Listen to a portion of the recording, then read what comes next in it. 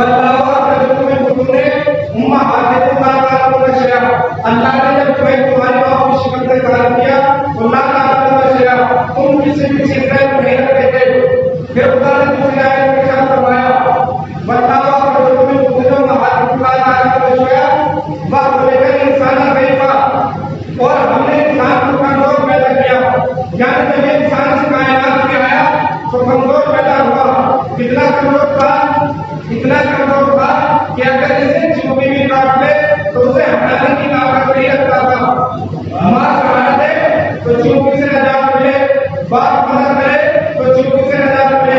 तो ये इंसान जब कायनात में आया तो इतना कमजोर था कि अगर इसे चूमी भी काट ले तो उसे हटाने की ताकत नहीं रखता था। मां सहारा दे तो चूमी से नजात मिले।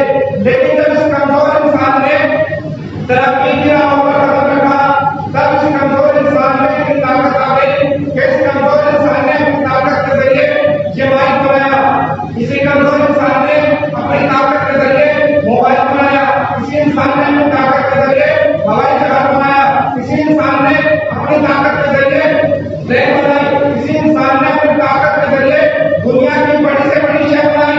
लेकिन जब इस कायनात में आया था तो कमजोर पैदा हुआ था, लेकिन तरक्की करके पूरी दुनिया का सबसे बड़ा ताकतवर इंसान बन गया। तो मैं एक बात कहना चाहता हूँ कि जब कमजोर पैदा होने वाला इंसान तरक्की करके पूरी दुनिया का सबसे बड़ा इंसान बन सकता है, सबसे बड़ा ताकतवर इंसान बन सकता है, तो भाई जो पैदा ही ताकतवर रहा हो, जो पैदा होते ही कहते हैं तरजीह रहा हो, अगर वो जवानी के हाथ में दो उंगलियों के बारे में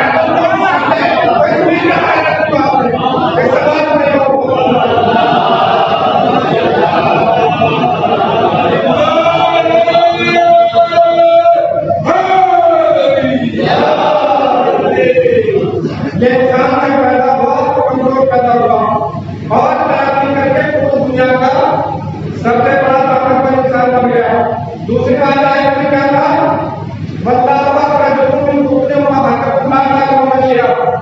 जब इंसान इस कायनात में आया तो किसी भी चीज में मेहनत करता, यानी जब इस कायनात में आया तो इंसान जाहिल पैदा हुआ। लेकिन जाहिल इंसान ने जब तरक्की की राह पर कदम रखा तो ये इंसान दुनिया का सबसे बड़ा इंसान बन गया। इसी इंसान ने इल्म का बहस की, इसी इंसान ने इल्म जुग्राफिया का बहस की, इसी इंसान ने इल्म मंतक का बहस की, इसी इंसान ने दीगर उलूम पर बहस की। लेकिन जब ये पैदा हुआ था तो जाहिल पैदा हुआ था, लेकिन तरक्की करके पूरी दुनिया का सबसे बड़ा इंसान बन गया। तो मैं एक बात कहना चाहता हूँ कि जब जाहिल पैदा होने वाला इंसान तरक्की करके पूरी दुनिया का सबसे बड़ा इंसान बन सकता है, तो भाई जो पैदा जो पैदा होने को बड़ा हो, जो पैदा होने को बड़ा हो, जो पैदा होने बड़ा हो, जो पैदा होने कुरान बड़ा हो। अब अगर जवानी के हाथ में मस्जिद कुफा में मिंबर पर बैठ सकते हैं, सब उन्हीं को चाहो उनसे पूछ लो कि इसमें क्या है।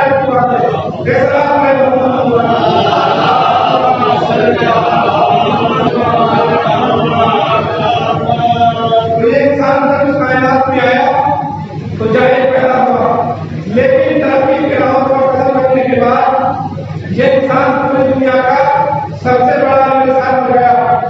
और एक आम इंसान को हम बात ही नहीं करते।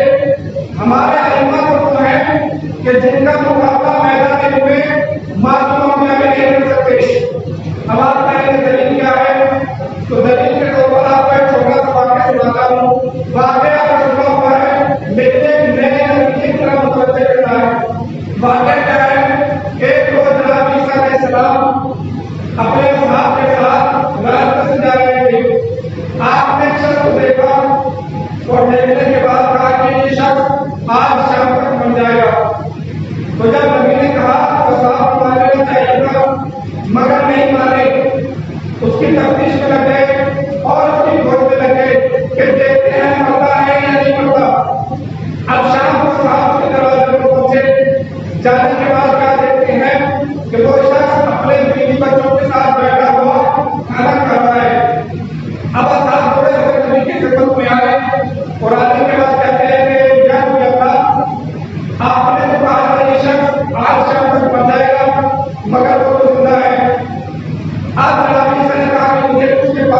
लोग।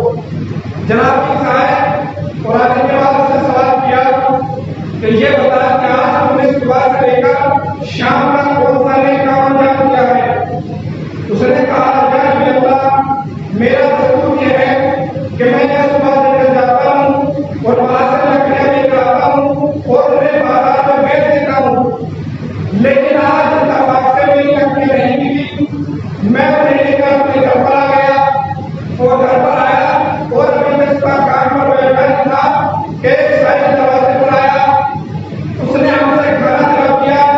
हम सबने अपना खाना उठाकर उसको अदा कर दिया। बस जैसे उसने अपनी जबान से एक बात कहे, जनाब ईसा ने कहा कि बस यही तेरी जिंदगी का सबब बना, वरना आज मुझे मौत आने वाली थी। तो जनाब ईसा अलैहिस्सलाम ने लोहे महफूज पर देखकर बता दिया कि इसके नाम के सामने मौत लिखी हुई है। लेकिन जनाब ईसा को इस बात का इल्म नहीं था कि खुदा उसकी जिंदगी की तहरीर करने वाला है। क्यों? इसलिए कि खुदा कुरान करीम में इरशाद फरमाता है, बिस्मिल्लाहिर्रहमानिर्रहीम, जब खुदा अपना इशारा कर दो, अल्लाह जिस हुक्म को चाहता है बदल देता है और जिस हुक्म को चाहता है साफ करता है। तो जनाब ईसा अलैहिस्सलाम ने लोहे महफूज पर देखकर बता दिया कि इसके नाम के सामने मौत लिखी हुई है। लेकिन जनाब ईसा को इस बात का इल्म नहीं था कि खुदा इसकी जिंदगी की तहरीर करने वाला है। तो जनाब ईसा को लोहे में उसकी पहली तहरीर था। जनाब ईसा को लोहे में उसकी दूसरी तहरीर नहीं था। मगर हमारे गाँव की शान को देखिए, वो लोहे में उसकी पहली तहरीर कभी करते हैं, वो लोहे में उसकी दूसरी तहरीर कभी करते हैं। और उसकी जिंदगी लाहिब और हुसैन का वाकया गवाह है। लाहिब की जिंदगी में पहले औलाद नहीं थी, मगर इमाम हुसैन ने लाहिब को औलाद देकर बता दिया कि हम जानते हैं कि खुदा की तकदीर को मानने वाला है।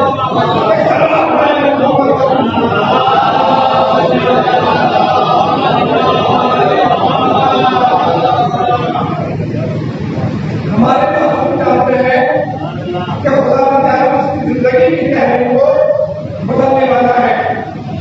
तो हमें पता कैसे चले कि हमारा मौसम जो खबर दे रहा है वो बदलने वाला दे रहा है या साफ रहने वाला दे रहा है? तो इसका जवाब यह है कि अगर हमारा मौसम कोई बात इंशाअल्लाह लगा कर कहे तो समझ लेना कि ये बात बदल सकती है। लेकिन अगर हमारा मौसम कोई बात बगैर इंशाअल्लाह के कहे तो समझ लेना कि तख्ते ज़मीन को उलट सकती है, मासूम की कोई बात नहीं बदल सकती। दलील क्या है? पहली दलील सुनिए।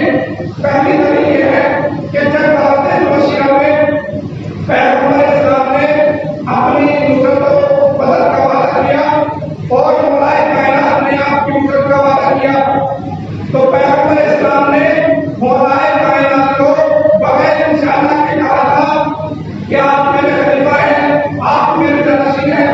यानी पैगंबर इस्लाम ने बगैर इंशाअल्लाह के अली की खिलाफत का ऐलान करके बता दिया कि दुनिया को बदल सकती है, अली की खिलाफत नहीं बदल सकती।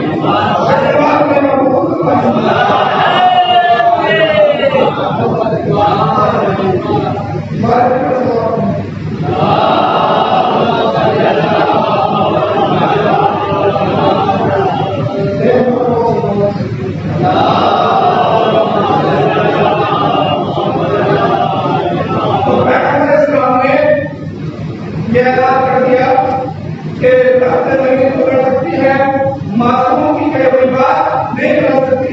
अब दूसरी दलील सुनिए। दूसरी दलील यह है कि जब 39 दिन तक खैबर फतह न हुआ तो पैगंबर इस्लाम ने कहा था, लोग कहना आएगा कदम रजबन करार गैर करार, कल मैं हम उसको अदा करूंगा कि जब मन होगा करार होगा गैर करार होगा। यानी पैगंबर इस्लाम ने अदम अदा किया था, दिया नहीं था। आप देने में और अदा करने में क्या फर्क है? तो उसका जवाब यह है कि अगर कोई चीज दी जाए तो वो वापस दी जा सकती है, लेकिन अगर कोई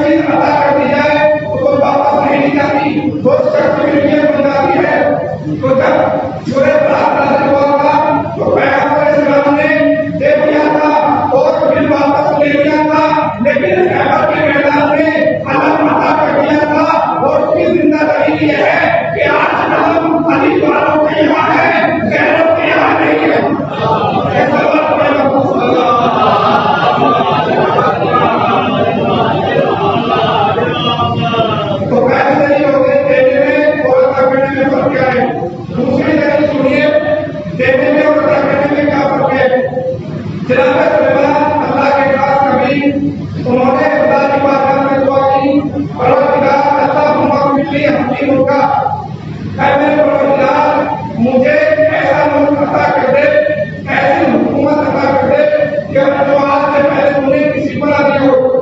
खुदा ने दुआ को कबूल फरमाया, लेकिन जब उसने देने का ऐलान किया तो उसने बात बदल दिया।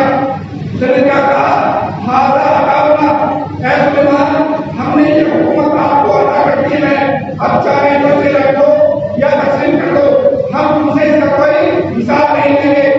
कितनी बड़ी हुकूमत थी जनाब सुलेमान की, हवाओं पर हुकूमत, चरिंदों पर हुकूमत, परिंदों पर हुकूमत, इंसानों पर हुकूमत, हैवानों पर हुकूमत, यहाँ तक के एक बंदा भी जनाब सुलेमान की इजाजत के बगैर नहीं ले सकता था। मगर हमारी जाने को बाद अपने मौला वाली पर सुलेमान को अल्लाह ने जितनी बड़ी हुकूमत अता की थी, मेरे मौला ने उसी हुकूमत के बराबर, उसी हुकूमत के मिसल हालत में उन्हें ज़कात अता की थी।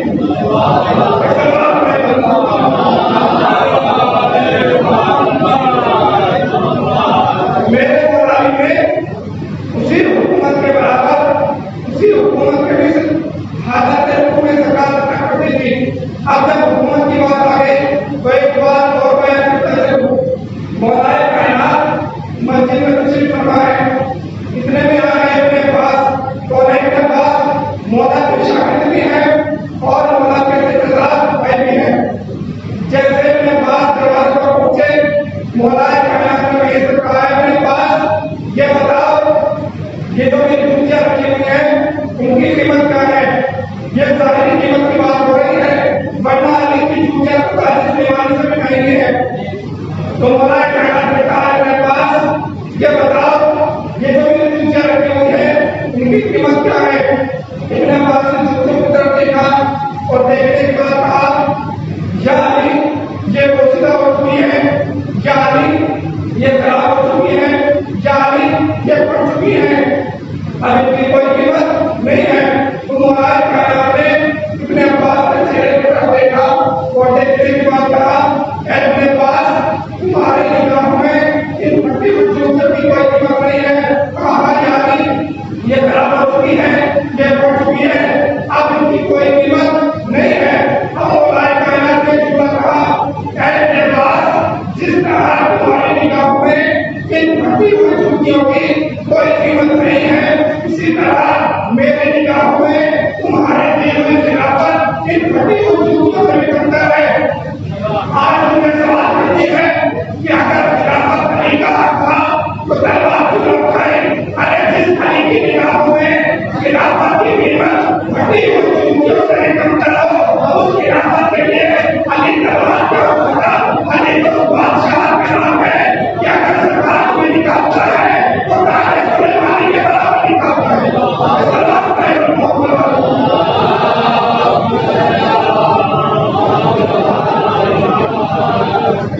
अभी तो बादशाह का नाम है कि अगर सरकार में निकालता है तो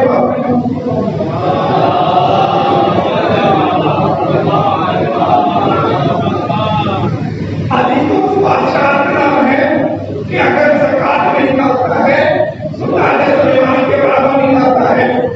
यही तो वजह थी एक बेवा थी कि जो हर वक्त अली अली करती रहती थी। आज किसी ने शिकायत बादशाह से कर दी, बादशाह ने सैफा को अपने दरबार में बुलाया और बुलाने के बाद कहा, है सैफा ये बता कि तेरा अली मेरे अम्बिया से कैसे अवगत है।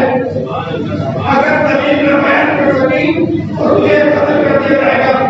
सैफा ने कहा कि हमारा मेरा अली तेरे अम्बिया से अवगत है।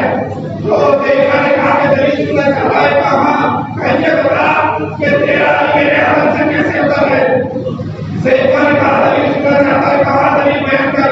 सैफा ने कहा कि सुन, जब जनाब आदम अलैहिस्सलाम से करके हमला हुआ उसके बाद उनके खुदा हुआ, ऐ आदम जन्नत को छोड़कर जमीन पर चले जाइए।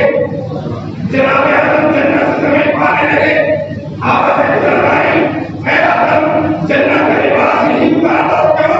इसलिए कि जन्नत की कोई चीज जन्नत से बाहर नहीं जा सकती, जन्नत की कोई चीज जन्नत से बाहर नहीं जा सकती। सैफा बयान करती है, ऐ बादशाह सुन, तेरा आदम वो है कि अगर वो जन्नत से आए तो खुदा जिन लिबास की ख्वाहिश करे तो लिबास जन्नत से आ जाए।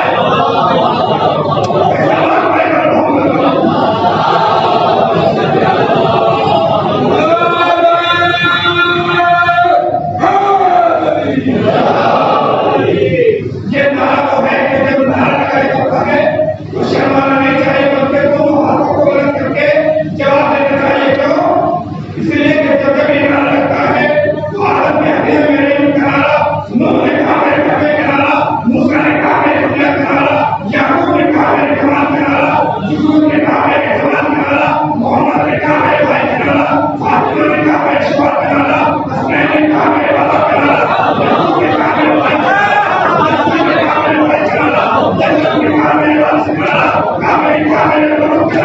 मोहम्मद ने कहा मेरे भाई करारा, खुदा ने कहा मेरे वली करारा।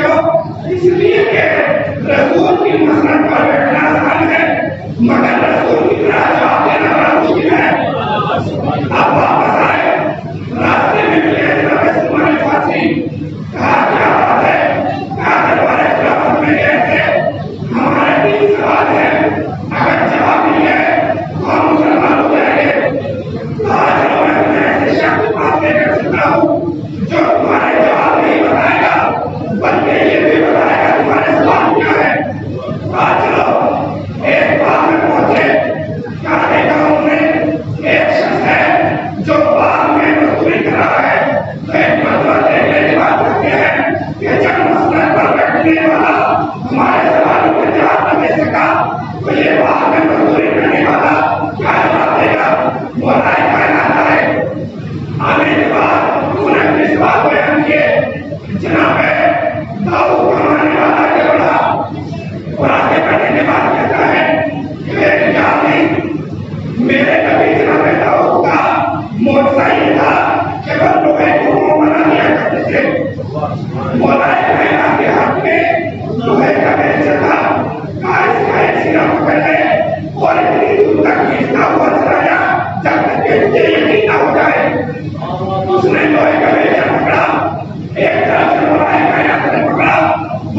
दावा बहुत दूर तक चला गया।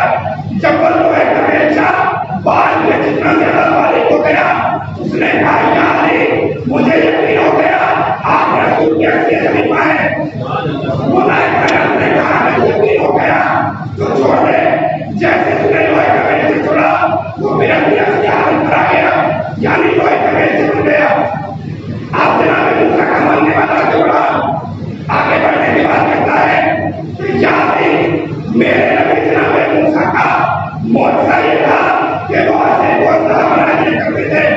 मोरा कायनात में लोहे का बेलचा उसके हाथ में दिया और कहा कि याद है इसको जमीन पर फेंक दे, याद है इसको जमीन पर फेंक दे। उसने हाथ में लिया और याद है जमीन पर फेंका। जैसे ही जमीन पर फेंका वो लोहे का बेलचा हस्ताक्षर बन गया। अब उसने कहा याद यकीन हो गया। मोरा कायनात ने कहा अगर यकीन हो गया तो इसको उठा ले। अब जैसे ही उसकी तरफ बढ़ा एक मरतबा डलेगा। मोला कायनात ने कहा ये तेरी गलती नहीं है जो तू आज यहाँ डरा है, तेरा मूसा भी दरबार फिरौन में इसी तरह डरा था। तेरा मूसा भी दरबार फिरौन में इसी तरह डरा था। अब जनाब ईसा का मानने वाला आगे बढ़ा और बढ़ने की बात करता है याद मेरे नबी जनाब ईसा का मौजूदा ये था कि वो मुर्दों को जिंदा कर दिया करते थे, मुर्दों को जिंदा किया करते थे। तो मौलाए कायनात ने उससे सवाल किया कि ये बता तुम्हारे कोई कब्रिस्तान तो होंगे? उसने कहा यही करेंगे। कहा चलो आज हम तुम्हारे ऐसे मुर्दों को जिंदा करेंगे जो 1000 साल पहले मर चुके हैं, जिनका गोश्त हड्डियां बराबर होती होंगी। जनाब सलमान लेकर आए। जैसे ही आए मौलाए कायनात ने कब्रिस्तान में कदम रखा, नहीं आपको दुराब में दुराब पर कदम रखा और मौलाए कायनात ने सलाम किया अस्सलामु अलैकुम या अहल कब्र। ऐ कब्रों में सोने वालों तुम पर मेरा सलाम हो। कब्रों से जवाब आया वालेकुम सलाम या अमीरुल मोमिनीन। ऐ अमीरुल मोमिनीन तुम पर भी हमारा सलाम। उसके बाद मौलाए कायनात ने कहा ऐ कब्रों में सोने वालों मैं अभी तुम्हें हुक्म देता हूँ अभी के अभी अपनी कब्रों से बाहर आ जाओ। जैसे ही आवाज सुनी खबरें बढ़ना शुरू हो गई। किसी कब्र से आवाज निकल रहे हैं, किसी से 500 निकल रहे हैं, किसी से 250 निकल रहे हैं। जब बाबर मजमा इकट्ठा हो गया उसने सवाल किया याद ये कब्र से इतने क्यों निकले? तो मौलाए कायनात ने कहा कि मैंने तुमसे पहले ही कहा था आज हम तुम्हारे ऐसे मुर्दों को जिंदा करेंगे जो 1000 साल पहले मर चुके हैं। अब वो आने के बाद जनाब ईसा के मानने वाले ने उनसे बातें करना शुरू की। जब बातें तमाम हो गई और वो सबके साथ अपनी कब्र में जाने लगे तो उनमें से एक शख्स ने कहा ऐ हमारे मानने वाले क्या तुझे ताज्जुब नहीं हो रहा? कहा ताज्जुब कैसा? कहा तुझे ताज्जुब नहीं हो रहा? हम तो मर गए थे, हमारा गोश्त खत्म हो गया था, हमारी हड्डियां खत्म हो गई थी, हमारा वजूद मिट चुका था, फिर हम तो आज कैसे जिंदा हो गए? अगर तुझे ताज्जुब नहीं हो रहा तो मैं ये बता देता हूँ। कहा तुम जब इस बंदे खुदाई ने कब्रिस्तान में कदम रखा और हमें सलाम किया और हमने जवाब सलाम किया तो हमारे दिलों में अली की मोहब्बत पैदा हो गई। हमारे दिलों में अली की मोहब्बत पैदा हो गई। जब हमारे दिलों में अली की मोहब्बत पैदा हो गई तो खुदा ने हमें हड्डियां भी दी, खुदा ने हमें गोश्त भी दिया, खुदा ने हमारा पूरा जिस्म दिया और मेरे पूरे जिस्म में रूह को भी दाखिल कर दिया और फिर हमें उससे बाहर नहीं निकाला। ये सुने क्या था वो सबके साथ अपनी कब्र में चले गए, वो सबके साथ अपनी कब्र में चले गए, मगर हमारे पीछे भी है वो तुमने छोड़कर चले गए। तुमने क्या है? तुमने क्या है कि जिंदगी इसकी अली का नाम है और मौत उससे अली का नाम है।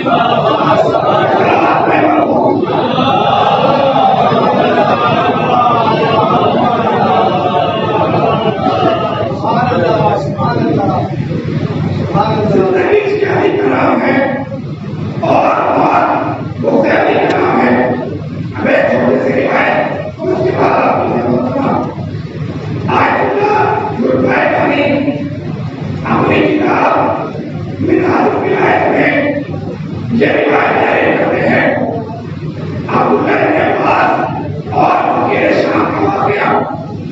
वो बयान करते हैं कि जब इब्न अब्बास ने मस्जिद में दर्स तफसीर देना शुरू किया, मुआविया के जाने वालों ने जाकर मुआविया से बताया कि इब्न अब्बास मस्जिद में दर्स तफसीर कुरान दे रहे हैं। मुआविया ने कहा तो क्या बात है, दर्स तफसीर कुरान ही दे रहे हैं, इसमें परेशानी की क्या बात है? उन्होंने कहा कि परेशानी की बात यह है कि अब्दुल्लाह इब्न अब्बास तफसीर कुरान की आयत है अली के बयान करते हैं, अली के बयान करते हैं। अच्छा ये बात है, अगर बताया मुआविया ने कहा मुझे लेकर चलो। मुआविया मस्जिद में आया, अब्दुल्लाह इब्न अब्बास ने दर्स तफसीर देना शुरू किया। जब दर्स देना शुरू किया, मुआविया ने खड़े होकर कहा, ऐ अब्दुल्लाह इब्न अब्बास, क्या होता है कि तुम कुरान की उसी आयत की तिलावत करते हो कि जिसमें अली की फजीलत बयान की है? कुरान करीम में तो 6600 आयतें हैं, तुम दूसरी आयत की तिलावत करो। अच्छा ये बात है, कहा ठीक है, मैं कुरान की आयत की तिलावत करता हूँ, मुझे बता देना कि किस आयत में अली मौजूद नहीं है। अब अब्दुल्लाह इब्न अब्बास ने दर्स तफसीर देना शुरू किया और आयतें पढ़ना शुरू की। बिस्मिल्लाहिर्रहमानिर्रहीम, इन्नमा वलिय्युल्लाहु व रसूलुहु वल्लज़ीना आमनु युक़ीमूना अस्सलाता व यु'तूना ज़कात।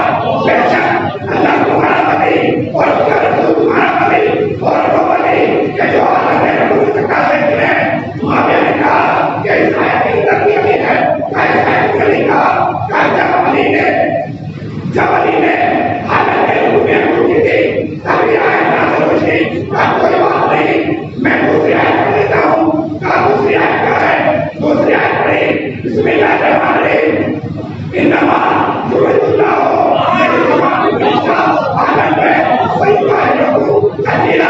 बेशक अल्लाह का इरादा है कि तुमसे आयत से दूर है।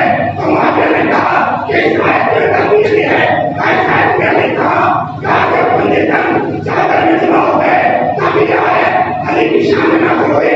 लेकिन क्या जरूरी है कि फिर आयत की तिलावत की जाए जिसमें अली मौजूद है? कहा कोई बात नहीं, मैं दूसरी आयत पढ़ लेता हूँ। अब दूसरी आयत पढ़ी, इब्न अब्बास ने बिस्मिल्लाहिर्रहमानिर्रहीम, या अय्युहा रसूल बल्लिग़ मा उनज़िला इलैका मिन रब्बिक व इन लम तफ़अल फमा बल्लग़्ता रिसालतहु वल्लाहु यअसिमुका मिनन नास।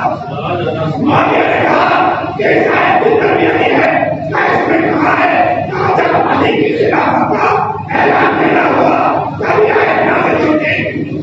लेकिन क्या जरूरी है कि उसी आयत की तिलावत की जाए? कोई बात नहीं, मैं दूसरी आयत पढ़ देता हूँ।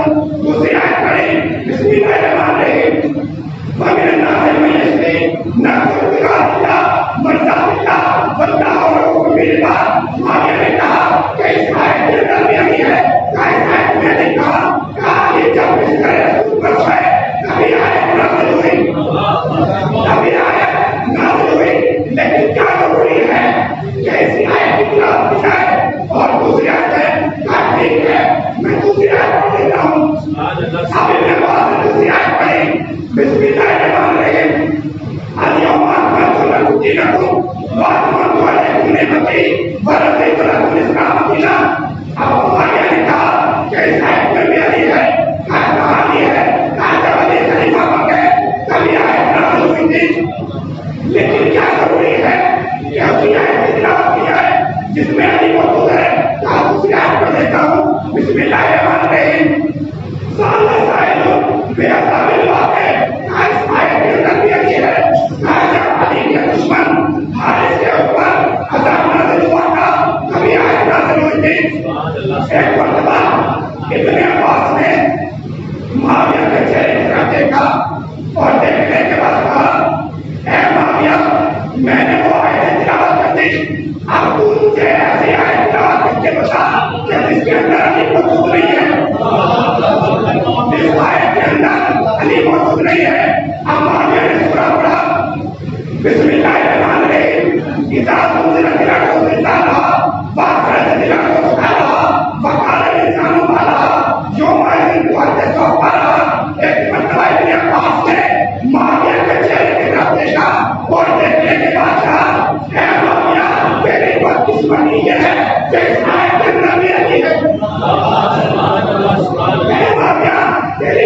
दुश्मनी ये है कि इस आयत के अंदर भी यही मौजूद है। इसमें अली कहां से आ गया?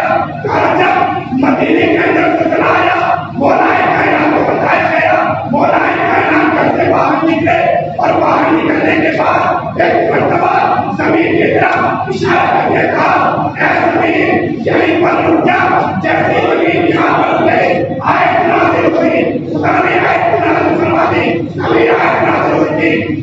एक बंदा ने मजमे की तरफ अपना चेहरा किया और चेहरा करने के बाद कहा, ऐ मजमा सुन लो, जब तक कुरान रहेगा तब तक अली नहीं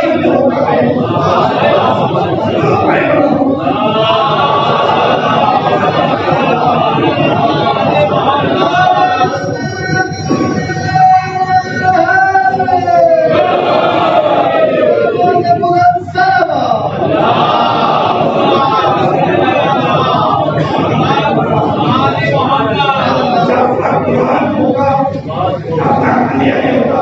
यही तो वजह है कि अली और कुरान में रखता है।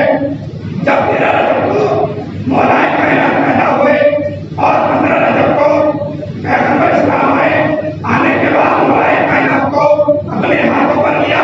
मौलाए कायनात ने कहा, या रसूलल्लाह क्या कुरान पढ़कर सुनाओ, या रसूलल्लाह क्या ज़बूर पढ़कर सुनाओ, या रसूलल्लाह क्या इंजील पढ़कर सुनाओ, या रसूलल्लाह क्या कुरान पढ़कर सुनाओ, क्या कुरान पढ़कर सुनाओ, क्या कुरान पढ़कर सुनाओ। तो इसका मतलब यह है कि जब तक कुरान रहेगा तब तक अली का जिक्र होता रहेगा।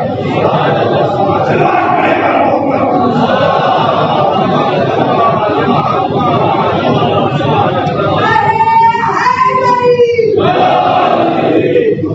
जब तक कुरान रहेगा तब तक अली का जिक्र होता रहेगा। यही तो वजह है कि अली के जिक्र की वजह से और जो करबला में वाक़या पेश आया, ये अली की विलायत का ही नतीजा है। अली से कुछ रखने का नतीजा है कि जो करबला में वाक़या पेश आया, हर सरकार में मजलूम करबला जिस अली के इतने मसाए हो, उसी अली की हालत पर इससे ज्यादा मसाए पाए गए। हर सरकार में मजलूम करबला खुदा आपको कोई गम न दे सिवाय तुम्हें मजलूम करबला की।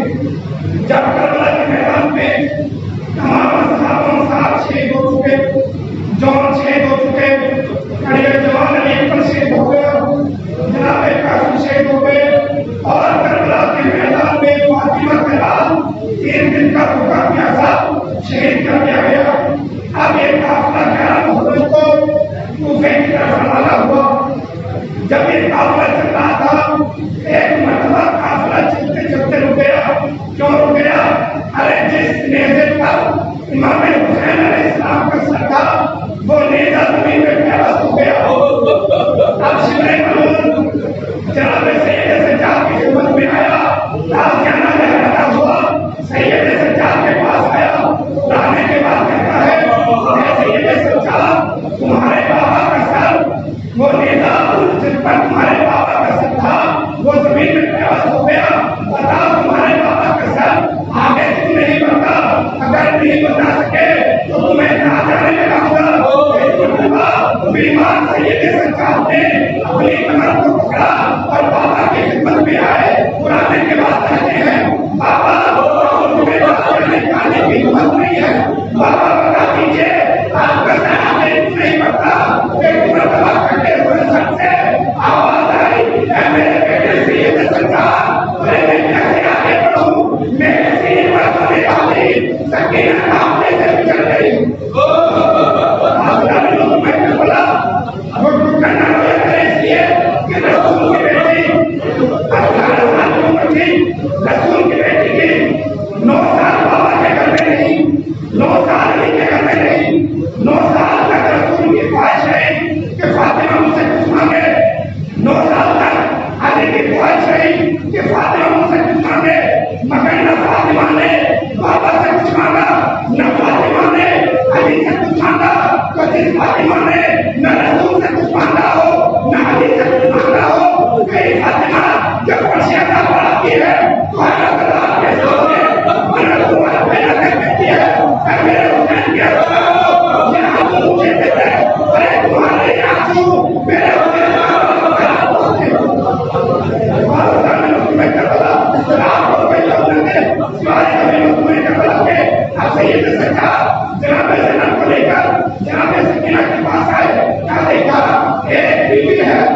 जनाब सकीना को अपने पास लेकर आए। जनाब जनाब ने उसे कहा, ऐसे ही कहा, तेरा बहुत बहुत शुक्रिया, तूने हमारे बच्चे को अपने पास रखा। एक मरतबा जनाब ने कहा, ऐसे ही कहा, अपना नाम को बता दे, अपना चेहरा दिखा दे, मैं अमल के रहो, जब मेरी माँ फातिमा कहना जन्नत में भेजेगी, मैं तुम्हें जन्नत में भेज दूंगी। आपका नाम तुम्हें करला। एक मरतबा ये सुना था, अरे बीवी है, ये सबसे ज्यादा तुम्हारी वो जाने के बाद था, बेटी सेना, मैं तुमने बिना पहचाना, मैं तुम्हारे साथ फातिमा सेना, जब से तुम अकेले से चले हो, तुम्हारे साथ आऊं। तुम्हें करला। जनाब ने एक मरतबा कहा, अल्लाह भाई हो, मेरा ये घर शहीद हो गया, अल्लाह भाई हो, मेरा काम शहीद हो गया, अल्लाह भाई हो, मेरे चेहरे का एक गले पर तीर का हो गया, अल्लाह भाई हो, मेरा लाल है, करबला है मेरा में, मिट्टी का पूरा तुम्हें करला। कोई खबर है, सिवाय हमें तुम्हें करला के हमें काफला शाम में पहुंच गया। शाम के जिंदा हुए जनाब सकीना सैयद सरकार के पास आती थी और बार बार सवाल करती थी, ऐ भैया सैयद सरकार, ये परिंदे कहाँ जाते हैं? तो सैयद सरकार कहते थे, ऐ सकीना, ये परिंदे शाम के वक्त अपने घर जाते हैं। तो जनाब सकीना कहती थी, भैया सैयद सरकार, हम कब अपने बदल जाएंगे? सैयद सरकार खामोश रहते थे। सैयद सरकार को मालूम था हम सब बदल जाएंगे, मगर सकीना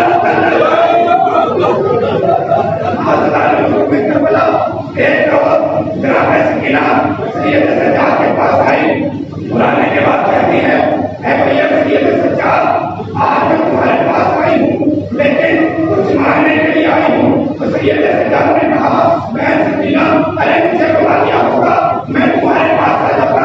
तो सकीना ने कहा, भैया सैयद सरकार, अगर मैं आती तो तुम्हें बुलाती, लेकिन मैं तुमसे कुछ मांगने के लिए आई हूँ, मैं तुम्हारे पास सवाली बनकर आई हूँ। सकीना कुछ नहीं कहा, भैया सैयद सरकार, तुम्हें तो मालूम है ना, करबला के बाद मैं कभी सोई नहीं। क्यों सकीना तुम्हें सोई? इसलिए नहीं सोती थी, जब भी मैं सोती थी ऐसा लगता था शिव दरवाजे मारने के लिए शिव दरवाजे मारने के लिए आ रहा। भैया आज मैं सो गई थी, काबिल क्यों गई? कहा भैया जैसे ही मैं सोई थी पापा सामने आ गए थे, सैयद सरकार उठकर बैठ गए, पापा के नाम को सुनाला। सकीना को मैंने ऊपर उठाया और कहते हैं कि मैं सकीना, पापा ने क्या कहा? कहा भैया कुछ नहीं कहा, बस दूर खड़े थे और अपने आप को फैला करके रहे थे। आज मेरी सकीना, अब तुम मेरे पास आने वाली हो। सैयद सरकार ने कहा, बहन क्या मैं छोड़ जाऊंगी? कहा भैया कैसे छोड़कर जाऊं? अरे तुम्हें तो मालूम है कि पापा के बाद मुझे पापा के सीने पर नींद आती थी, पापा के बाद मैं कभी सोई नहीं। ये वक्त भी आया, अब जनाब सकीना ने कहा, भैया हमें तो मारने आई थी, हमें मार दो। तो जनाब सैयद सरकार ने कहा, बहन सकीना मार लो, लेकिन इस बात का ख्याल रखना, तुम्हारा भाई प्रदेश में है, ऐसी चीज न मारना जो तुम्हारा भाई नहीं रह सके। अब से जनाब सकीना ने कहा, भैया मुझे ये बताइए कि जब मेरा इंतकाल हो जाए तो मेरे कब्र पर पानी डाल देना, मेरे कब्र को हल कर देना। कहा इसलिए? कहा इसलिए कि प्यास मेरी हड्डियों में उतर रही है। तो जनाब सैयद सरकार ने कहा, ऐ सकीना, तुम्हें मालूम भी है कि जब प्यास हड्डियों में उतर जाती है तो क्या होता है? पानी भैया आदमियों में होता है, आप बता दीजिए। अब सैयद सरकार ने कहा कि बहन सकीना सुनो, जब इंसान को प्यास लगती है तो उसके होंठ खुश हो जाते हैं, जब और प्यास लगती है तो ज़बान खुश हो जाती है, जब और प्यास लगती है तो इंसान की ज़बान में कांटे पड़ने लगते हैं, जब और प्यास लगती है तो इंसान का गला खुश हो जाता है, जब और प्यास लगती है तो इंसान को जला नहीं जाता, जब और प्यास लगती है तो इंसान को आंखों से नजर नहीं आता। अरे जब प्यास और बढ़ जाती है तो इंसान की हड्डियां कोई छोड़ देती है। एक मरतबा सकीना खड़ी हो गई और खड़ी होने के बाद कहती है, भैया सैयद सरकार,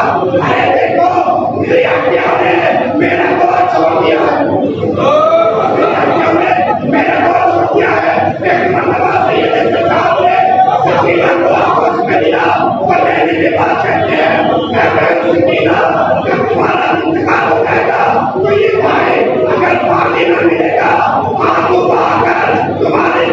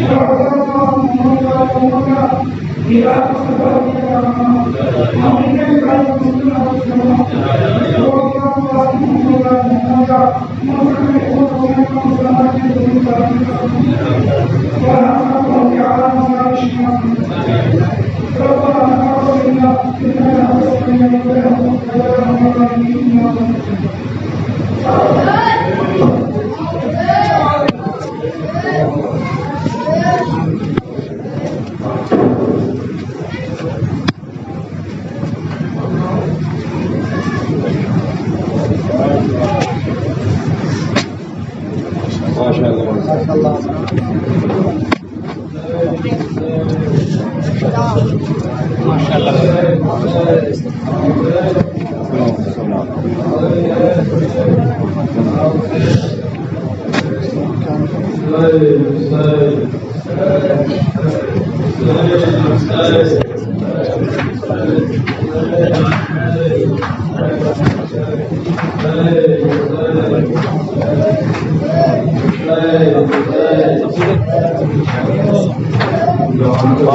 जवाब और